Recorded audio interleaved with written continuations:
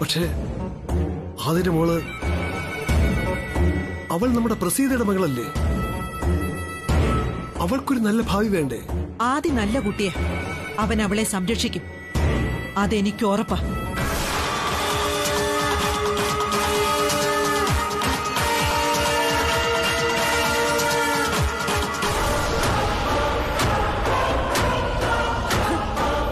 അല്ല, അതിന് നിങ്ങൾ എന്തിനാ ടെൻഷൻ ആവുന്നേ?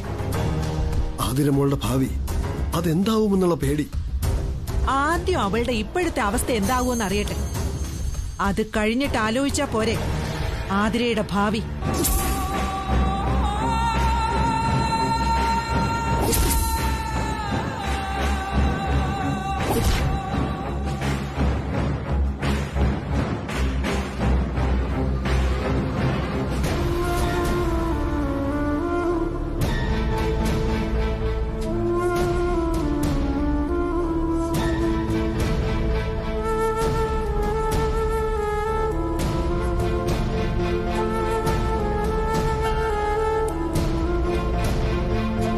ഇങ്ങനെ വിഷമിച്ചിരുന്നിട്ട് എന്താ കാര്യം? ഇതൊക്കെ നമ്മൾ നേരത്തെ പ്രതീക്ഷിക്കേണ്ടതായിരുന്നു. ഇത് വെറും സാമ്പിൾ വെടിക്കെട്ട്. പൂരം വരാനിരിക്കുന്നേ ഉള്ളൂ. പ്രസാദേട്ടൻ ഞങ്ങളെ കണ്ടിട്ടുണ്ടാവില്ലെന്ന് ഞാൻ ആദ്യം വിചാരിച്ചു. ഞാൻ പറഞ്ഞില്ലേ മാമ നിങ്ങളെ മനഃപൂർവ്വം മൈൻഡ് ചെയ്യാത്തായിരിക്കുമെന്ന്. അതൊന്നും കാര്യമാക്കണ്ട. ഏട്ടന് ദേഷ്യം കാണുമല്ലോ. അതിനു വേണ്ട എല്ലാ കാരണങ്ങളും നമ്മൾ തന്നെ ഉണ്ടാക്കി വെച്ചിട്ടുണ്ട്. ദേ കിടക്കുന്നു, അതിനും കുറ്റം തുളസിക്കിരിക്കട്ടെ. ആദ്യം ഞാൻ ജോലിക്ക് പറഞ്ഞു വിട്ടതിന്റെ ദേഷ്യം തീർക്കല്ല മാമൻ. ആദ്യം ഡെലിവറി ബോയ് ആയിട്ട് ജോലിക്ക് പോയാലും കളക്ടറായിട്ട് ജോലിക്ക് പോയാലും ഈ അവസരത്തിൽ മാമൻ നമ്മളോട് ഇങ്ങനെ തന്നെ പെരുമാറും. ഇനി ഈ കാര്യം പറഞ്ഞ് നിങ്ങൾ തമ്മിൽ വഴക്കിടണ്ട. ഞങ്ങൾ വീട്ടിൽ തിരിച്ചെത്തിയില്ലേ, പിന്നെന്താ മോളെ? അതെ അച്ഛാ, ആരൊക്കെ തോൽപ്പിക്കാൻ നോക്കിയാലും നമ്മൾ തോൽക്കില്ല, തോൽക്കാൻ പാടില്ല. ഇന്ന് നിങ്ങള് സ്കൂട്ടർ തള്ളിക്കൊണ്ട് വരുന്നത് കണ്ടിട്ടും അത് കാണാത്തതുപോലെ മാമൻ പോയില്ലേ? സാരില്ല, ആ വിഷയം തൽക്കാലം നമുക്ക് മറക്കാം.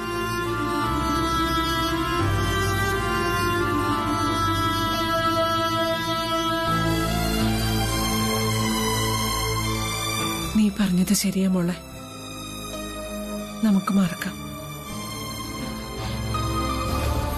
പക്ഷെ മനസ്സിന്ന് പോകുന്നില്ല അത്. ചിലതൊക്കെ മറക്കണമേ, എന്നാലേ നമുക്കൊക്കെ ജീവിക്കാൻ പറ്റുള്ളൂ.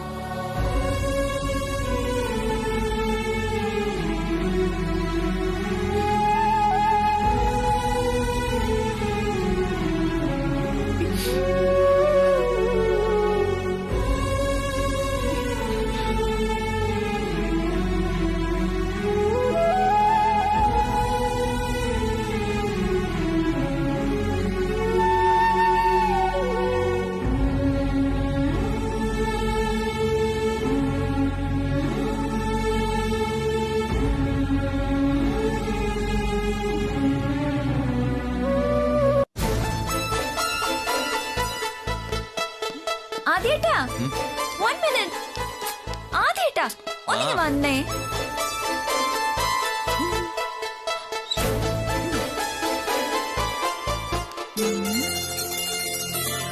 ബാബാ കേറ്. എവിടേക്ക്?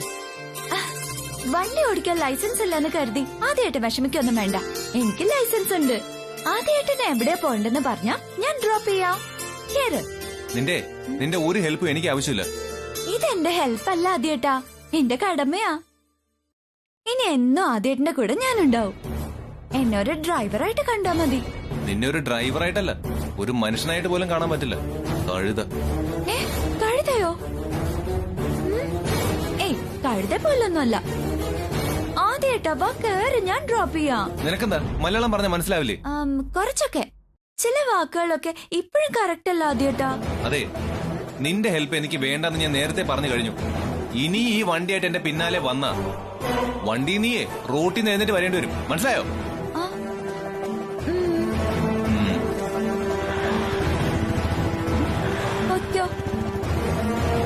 അല്ല, ആർക്കും ആക്സിഡന്റ് പറ്റിയതിനെ കുറിച്ച് പറഞ്ഞല്ലോ. ആർക്കാ? അതോ ആദ്യം തുളസിയും വഴിയിൽ എവിടെയോ ഒന്ന് സ്കിഡായി. പിന്നെ വിനോദിന്റെ മുമ്പിലാ വീണത്.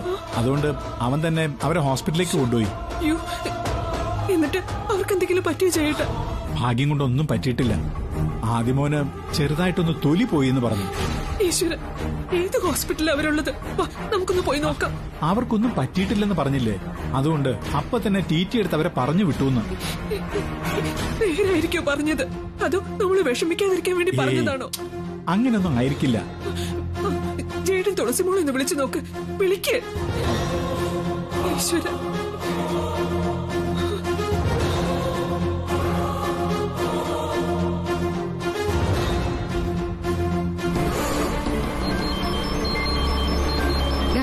നീ ഇവിടെ നിർത്തിക്കേ, ഒരു കോളുണ്ട്. ആ, ജയശീലം വിവരമെല്ലാം അറിഞ്ഞിട്ടുണ്ട്. കാര്യങ്ങൾ വള്ളി പുള്ളി വിടാതെ വിനോദ് സാറ് പറഞ്ഞു കൊടുത്തിട്ടുണ്ടാവുമല്ലോ. ഹലോ, നിങ്ങൾ എവിടെയാ ഉള്ളത്? എന്താ പറ്റിയത്? എല്ലാ ചോദ്യങ്ങളും കൂടി ഒരുമിച്ച് ചോദിച്ചു കഴിഞ്ഞാൽ ഉത്തരം പറയാൻ വിഷമിക്കും. അതുകൊണ്ട് ഏതെങ്കിലും ഒന്നിന് ഉത്തരം തരാം. ആദ്യം ഒരു കാര്യം കൂടി ചോദിക്കും. ആദിക്കെന്താ പറ്റിയത്? അത് ശരി. അപ്പൊ എന്റെ കാര്യം ജയശീലിനും പ്രിയയ്ക്കും അറിയണ്ട അല്ലേ? എന്തെങ്കിലും കുഴപ്പമുണ്ടോ? ഞങ്ങൾക്ക് രണ്ടുപേർക്കും ഒന്നും പറ്റിയിട്ടില്ല അച്ഛാ. പിന്നെ ആദിയുടെ കാലില് ചെറുതായിട്ട് പെയിന്റ് ഒന്ന് പോയിട്ടുണ്ട്. അതിനവര് ചുമ്മാ ഒരു ടി എടുത്തു. ആ, വേറെ വിശേഷമൊന്നും ഇല്ലെങ്കിൽ ഫോൺ വെച്ചിട്ട് പോയേ. ഇവിടേക്ക് എപ്പോഴാ വരുന്നത്? പെട്ടെന്ന് വരാ അച്ഛാ. ആ, അവർക്ക് കുഴപ്പമില്ലല്ലോ അല്ലേ? തുളസിമോളുടെ സംസാരം കേട്ടാലേ അവരെ വിളിച്ച നമുക്കാണ് കുഴപ്പമെന്ന് തോന്നും.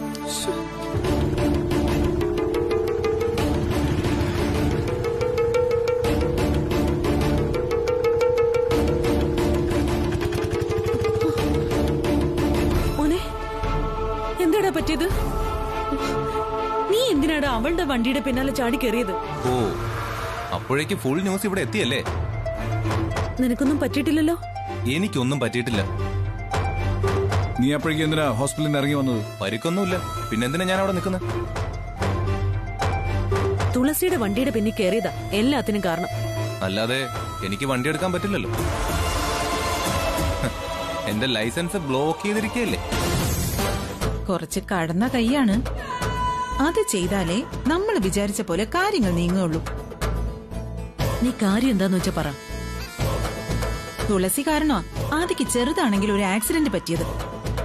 അവളുടെ പേരില് കേസ് കൊടുക്കുന്ന കാര്യമാണോ?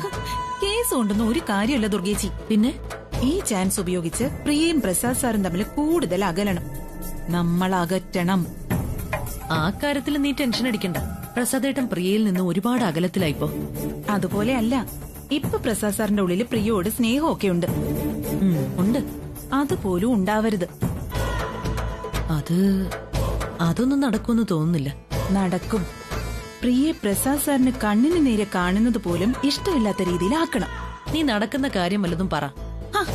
ഈ സുല വിചാരിച്ച ഒരു കാര്യം ഇതുവരെ നടക്കാതിരുന്നിട്ടുണ്ടോ ദുർഗേച്ചി? ഞാൻ എന്താ ചെയ്യേണ്ടത്? നീ അത് പറ. ചേച്ചി മാത്രമല്ല, നമ്മൾ ഒരുമിച്ച് വേണം കാര്യങ്ങൾ നീക്കാൻ.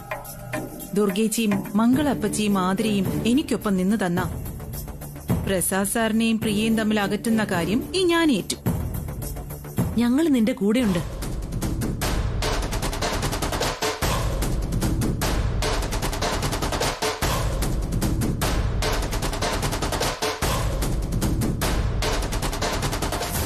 എങ്കിൽ ആദ്യം വേണ്ടത് ആദിയും തുളസിയുമായുള്ള ബന്ധം കൂടുതൽ ശക്തമാക്കുകയാണ്.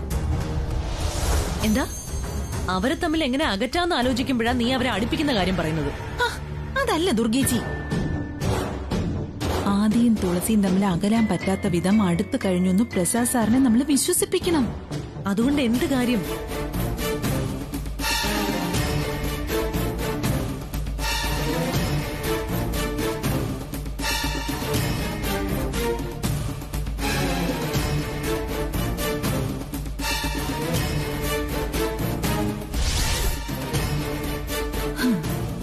കാര്യമുണ്ട്.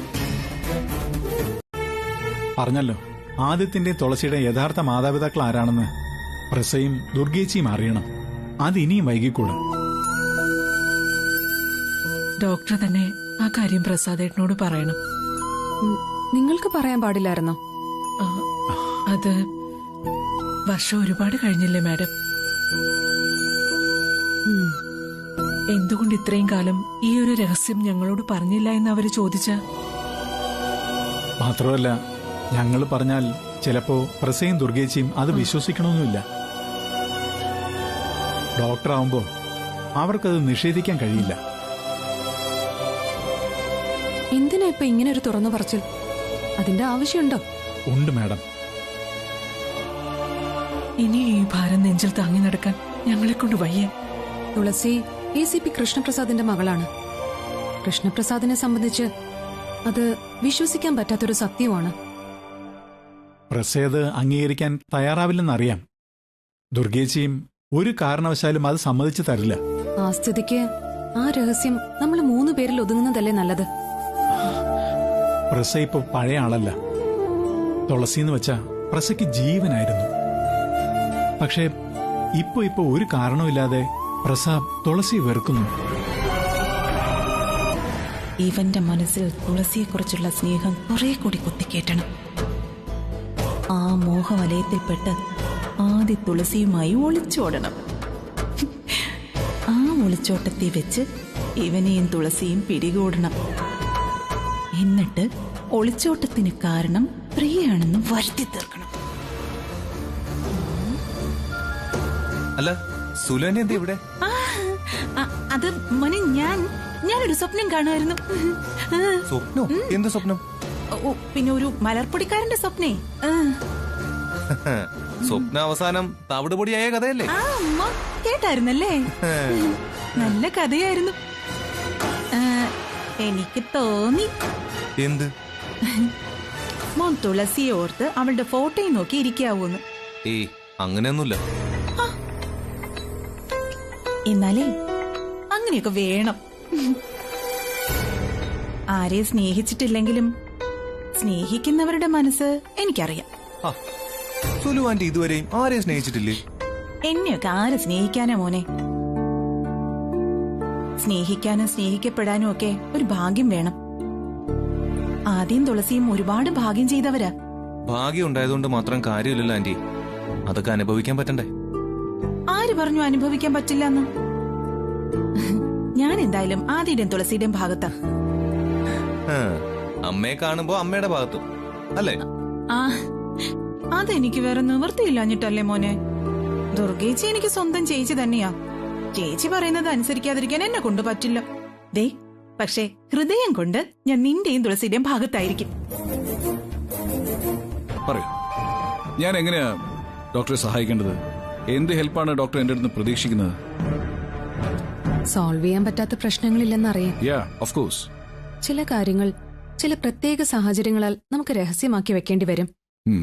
അത്തരമൊരു രഹസ്യത്തെ പറ്റി പറയാനാ ഞാൻ വന്നത്.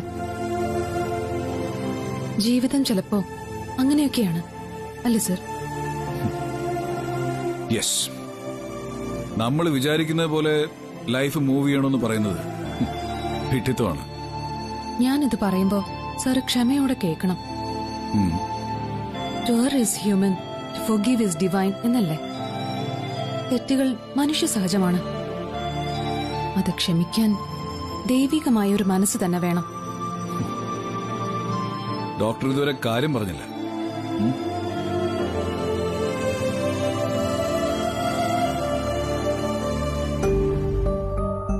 ഒരാളൊരു തെറ്റ് ചെയ്തു. വർഷങ്ങൾക്ക് ശേഷം അയാൾ തന്റെ തെറ്റ് തിരുത്താൻ ഒരു അവസരം ചോദിക്കുന്നു എന്ന് കരുത്. ചോദിക്കല്ല, യാചിക്കുന്നു. അതാണ് കറക്റ്റ്. എന്തെങ്കിലും ക്രിമിനൽ കുറ്റമാണോ? അതെനിക്കറിയില്ല. ഒരു വലിയ രഹസ്യം മൂടി വെക്കുകയായിരുന്നു. അവർക്കിപ്പോ അത് തുറന്നു പറയണമെന്നുണ്ട്. വിരോധമില്ലെങ്കിൽ ആ രഹസ്യം എന്താണെന്ന് എന്നോട് പറയൂ. ഞാൻ പറഞ്ഞ ദമ്പതികൾക്ക് ജനിച്ചത് ഒരു ആൺകുഞ്ഞായിരുന്നു. അവരുടെ ബന്ധുവിന് പെൺകുഞ്ഞു. ആ ഹോസ്പിറ്റലിൽ അന്ന് ഡ്യൂട്ടിയിലുണ്ടായിരുന്ന ഡോക്ടറുടെ സഹായത്താൽ അവർ തങ്ങളുടെ ആൺകുഞ്ഞിനെ മാറ്റി പകരം ബന്ധുവിന്റെ പെൺകുഞ്ഞിനെ അവരെടുത്തു. അതവരങ്ങനെ ചെയ്യാൻ കാരണം?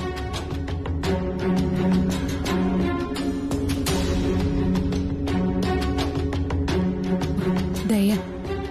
അങ്ങനെ പറഞ്ഞാൽ എളുപ്പമുണ്ട്.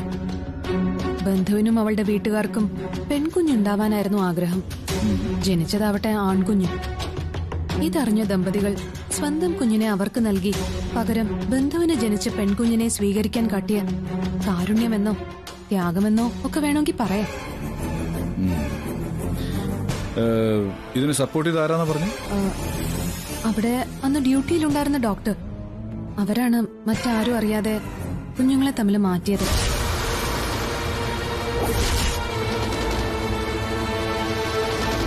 ഇപ്പൊ ദമ്പതികൾക്ക് സത്യം തുറന്നു പറയണമെന്നുണ്ട് ബന്ധുവിനോട്. അവരുടെ യഥാർത്ഥ കുഞ്ഞ് തങ്ങളുടെ കൂടെ കഴിയുന്ന പെൺകുഞ്ഞാണെന്നും അവരുടെ കൂടെ കഴിയുന്നത് തങ്ങളുടെ മകനാണെന്നും പറയാതെ വയ്യ എന്ന സ്ഥിതിയായിരിക്കുന്നു. ഇതിപ്പോ നടന്നിട്ട് എത്ര വർഷമായി കാണും? ഒരു 23 ഇയേഴ്സ്. പെണ്ണിന് വിവാഹപ്രായമായപ്പോ ഭാരം ഒഴിവാക്കാൻ വേണ്ടി സത്യം തുറന്നു പറയണം.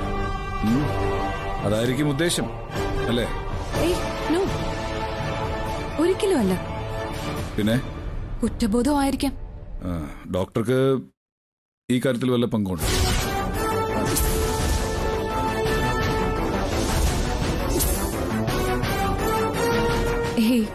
ഇല്ല.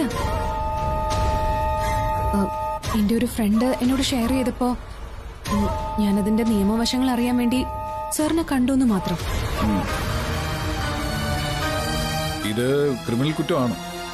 അങ്ങനെ ആരെങ്കിലും ചെയ്തിട്ടുണ്ടെങ്കിൽ അതിന് കൃത്യമായ തെളിവുകളും സാക്ഷികളും ഉണ്ടെങ്കിൽ ആ ഭാര്യയും ഭർത്താവും പിന്നെ അവർക്ക് കൂട്ടുനിന്ന ആ ഡോക്ടറും ജയിൽ ശിക്ഷ അനുഭവിക്കേണ്ടി വരും.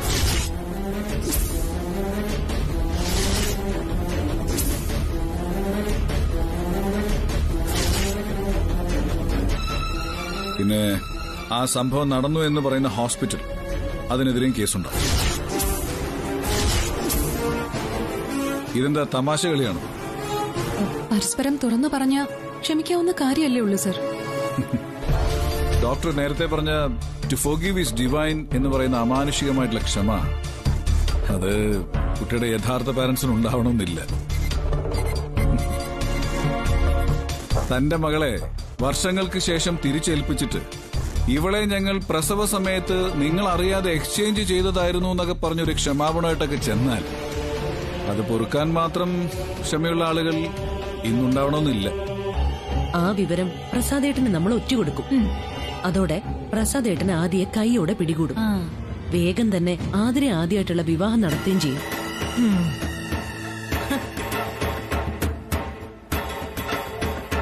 അല്ല, ഈ ഐഡിയ സുലുവിന്റെ തലയിൽ ഉദിച്ചതാണോ?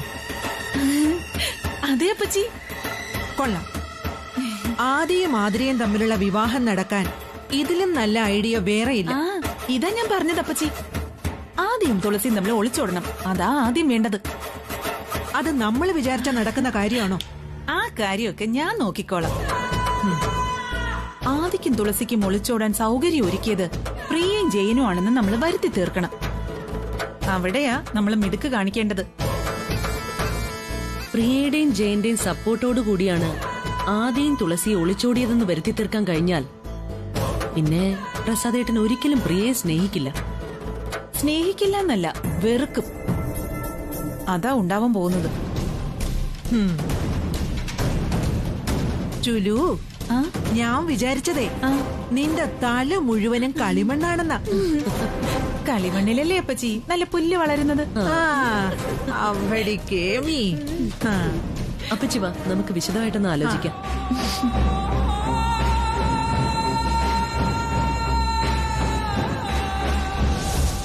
വേണം, വിശദമായിട്ട് തന്നെ ആലോചിക്കണം. അതെ, എല്ലാം സൂക്ഷിച്ചു വേണം ചെയ്യാൻ. ആർക്കും ഒരു സംശയം തോന്നരുത്. അവൻ ഇപ്പൊ ഇങ്ങെത്തും. ഞാൻ ആദ്യം വരുന്നുണ്ടോന്ന് നോക്കി സിഗ്നല് തരാം. ശരി. സിഗ്നല് കിട്ടിക്കഴിഞ്ഞാൽ ഉടൻ തന്നെ സംസാരിച്ചു തുടങ്ങിക്കോണം. പിന്നെ ആദ്യം കേൾക്കാത്ത രീതിയിൽ സംസാരിക്കുന്നത് പോലെ വേണം സംസാരിക്കാൻ. എന്നാൽ അത് കേൾക്കുകയും വേണം. അതൊക്കെ ഏറ്റെന്ന് പറഞ്ഞില്ലേ? എന്നാ പിന്നെ ഞാൻ ഇവിടെ നിൽക്കുന്നില്ല.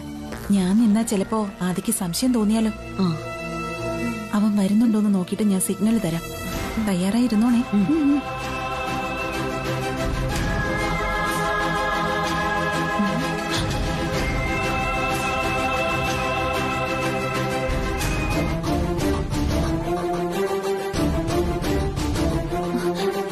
ചേച്ചി ദുർഗേച്ചി ആദ്യം വരുന്നുണ്ട്. തുടങ്ങിക്കോ, ഞാൻ അവിടെ നിൽക്കാം. ഓക്കെ. നമ്മുടെ ACP സാറിന് ഇത് എന്ത് പറ്റി? ആരോടൊക്കെ വലിയ ദേഷ്യത്തിലാണ് പ്രസാദ് സാറ്. ആ ദേഷ്യം മുഴുവൻ സാറിന്റെ അനിയത്തിയോടും ജയശീലിനോടും കാണിക്കുന്നതേയുള്ളൂ. അനിയത്തിയോട് എന്തിനാ ദേഷ്യപ്പെട്ടത്? ഇടയ്ക്ക് പുള്ളിക്കാരത്തി സാറിന് ഫുഡ് ഉണ്ടായിക്കൊണ്ടുവരുന്നൊരു ഏർപ്പാടുണ്ടല്ലോ, അത് സാറിന് വലിയ ഇഷ്ടമാണ്. ഇന്ന് സാറ് നല്ല മൂഡിലല്ലാത്തോണ്ട് രണ്ടുപേരുടെ മുട്ടം വഴക്കായിരുന്നു. ഓ, അതായിരിക്കും അനിയത്തി കൊണ്ടുവന്ന ഭക്ഷണം എടുത്ത് ആ ഭിക്ഷക്കാരന് കൊടുക്കാൻ പറഞ്ഞത്. സാർ അങ്ങനെ പറഞ്ഞു? ആ, പറഞ്ഞു. ആഹാ. ഞാൻ ആ ഭക്ഷണം എടുത്ത് പുറത്തേക്കിറങ്ങി കുറച്ചു കഴിഞ്ഞപ്പോ സാറുണ്ട് എന്റെ പിന്നാലെ ഓടി വരുന്നു. എന്നിട്ട് പറയുക, അനിയത്തി കൊണ്ടുവന്ന ആ ഭക്ഷണം സാറിന്റെ റൂമിൽ തന്നെ തിരിച്ചുകൊണ്ട് വയ്ക്കാൻ, പകരം സാറ് വീട്ടിൽ നിന്ന് കൊണ്ടുവന്ന ഭക്ഷണം എടുത്ത് ഭിക്ഷക്കാരന് കൊടുക്കാൻ. പെട്ടെന്നുള്ള ദേഷ്യത്തിൽ പെങ്ങളെ വഴക്ക് പറഞ്ഞു പോയതായിരിക്കും. പ്രസാദ് സാർ അനിയത്തിയെ സ്നേഹിക്കുന്ന കാണുമ്പോ സത്യം പറഞ്ഞാ എനിക്ക് അസൂയ തോന്നാറുണ്ട്. കൂടപ്പിറപ്പിനോട് പ്രസാദ് സാർ കാണിക്കുന്ന സ്നേഹം, കരുതല്, അവര് പ്രസാദ് സാറിനോട് കാണിക്കുന്ന സ്നേഹം, അതൊക്കെ കണ്ടുപഠിക്കേണ്ടത് തന്നെയാണ്. അനിയത്തിയോട് ആദ്യം ഇഷ്ടക്കേട് അഭിനയിച്ചെങ്കിലും അവര് കൊണ്ടുവന്ന ഭക്ഷണം ഇപ്പൊ ഇഷ്ടത്തോടെ കഴിക്കുകയായിരിക്കും പ്രസാദ് സാറ്.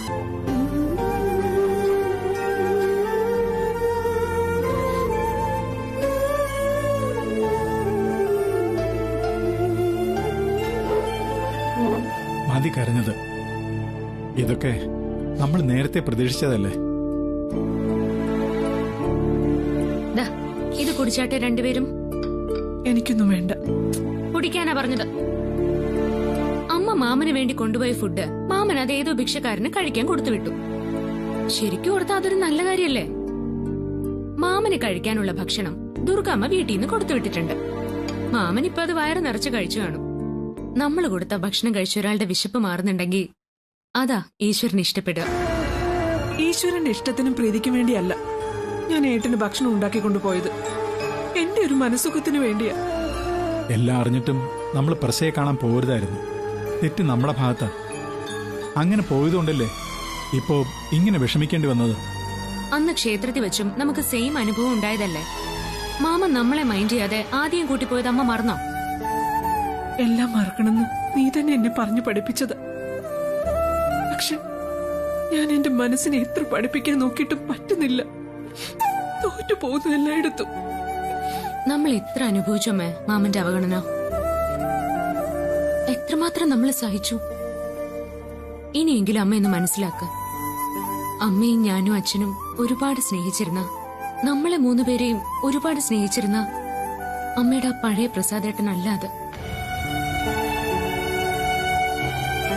അമ്മ ഒരിക്കൽ മാമന് വേണ്ടി എന്റെ കയ്യിൽ തന്നുവിട്ട ഉണ്ണിയപ്പം തട്ടിത്തെറിപ്പിച്ച, സ്കൂട്ടർ ചീത്തയപ്പോ നിങ്ങൾ രണ്ടുപേരും അത് തള്ളിക്കൊണ്ടു വരുന്നത് കണ്ടിട്ടും ഒരു ലിഫ്റ്റ് തരാൻ പോലും കൂട്ടാക്കാത്ത, ഒരിക്കലും ആദ്യം ഞാനുമായുള്ള വിവാഹം നടക്കാൻ സമ്മതിക്കില്ലെന്നും പറഞ്ഞ് ആദ്യം നമ്മുടെ മുമ്പിൽ നിന്ന് പിടിച്ചോണ്ടുപോയ മാമൻ.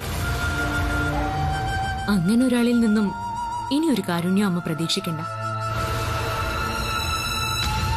അതിനുവേണ്ടി ഒഴുക്കുന്ന കണ്ണുനീരെ വെറും പാഴ് വസ്തുവാണ്. ചൂടാറുന്നതിന് മുമ്പേ ഈ ചായ കുടിക്കും.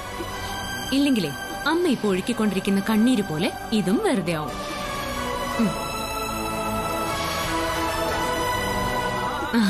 അതാണ്.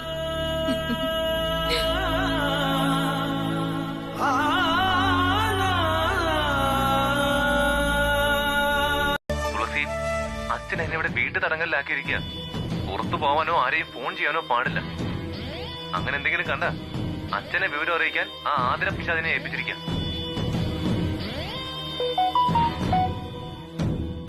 അവളാ അധികാരം ശരിക്കും ഉപയോഗിക്കുന്നുണ്ട്. നിനക്ക് ഈ വോയിസ് മെസ്സേജ് അയക്കുന്ന പോലും ബാത്റൂമിനകത്ത് ഇരുന്നിട്ടാ. എന്തൊരു അവസ്ഥ ആലോചിച്ച് നോക്ക്.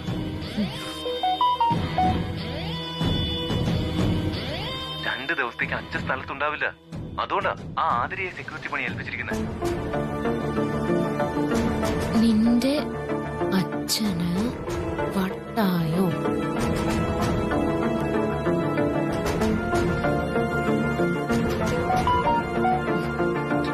അങ്ങനെ ഒരു സംശയം എനിക്കും ഇല്ലാതില്ല. ഇവിടെ നിന്നും എങ്ങനെയെങ്കിലും പുറത്ത് കടക്കണം. നിന്റെ ബോഡി ഗാർഡ് ഇല്ലേ അവിടെ? ഉണ്ട്.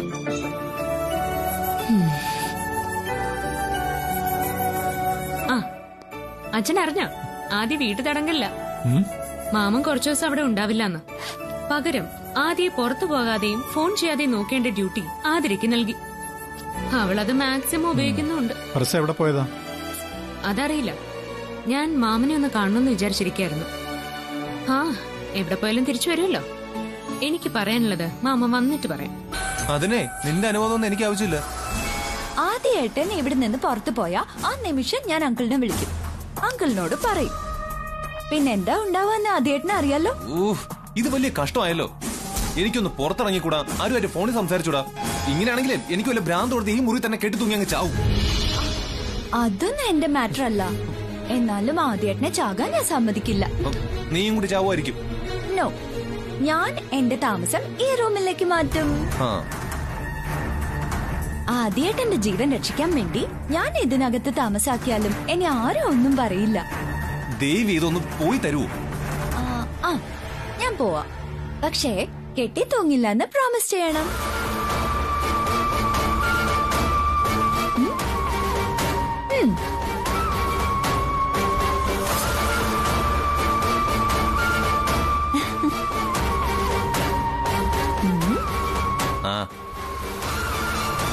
കെട്ടി തൂങ്ങി ചാവില്ല, പ്രോമിസ്. Thank U.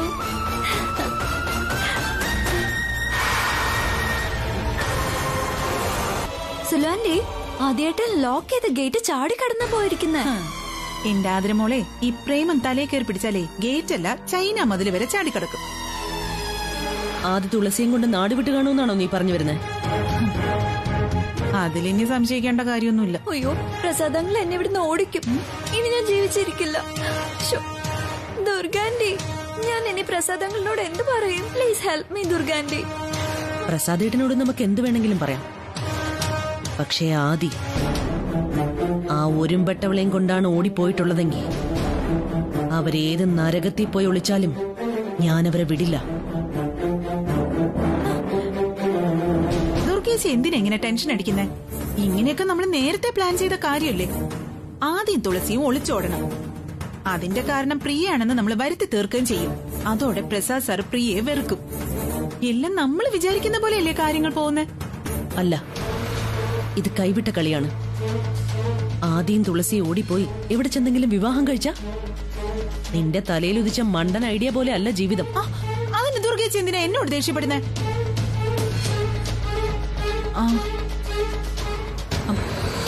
ആദ്യം പോയിരിക്കുന്നത് തുളസിയുടെ കൂടെയാണോന്ന് ഉറപ്പൊന്നുമില്ലല്ലോ. സുലുവിന്റെ അല്ലേ കുറച്ചു മുമ്പ് പറഞ്ഞത് ഒരാൾക്ക് ഒറ്റയ്ക്ക് ഒളിച്ചോടാനൊന്നും പറ്റില്ല? ആദ്യേട്ടൻ തുളസിയും കൊണ്ടാണ് ഒളിച്ചോടിയതെന്ന്. അത് ഞാൻ എന്റെ ഒരു അറിവ് വെച്ചുകൊണ്ട് പറഞ്ഞല്ലേ. ചിലപ്പോ അങ്ങനെ അല്ലെന്നും വരാം. ദുർഗാൻഡി, ഞാൻ പ്രസാദങ്ങളോട് വിളിച്ച് പറയട്ടെ ആദ്യേട്ടൻ എസ്കേപ്പ് ആയ കാര്യം? വേണ്ട, ഇപ്പൊ പ്രസാദേട്ടനൊന്നും അറിയാതിരിക്കുന്നതാ നല്ലത്.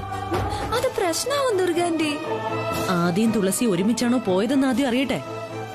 അതിനുശേഷം മതി പ്രസാദേട്ടനെ വിവരം അറിയിക്കുന്നത്.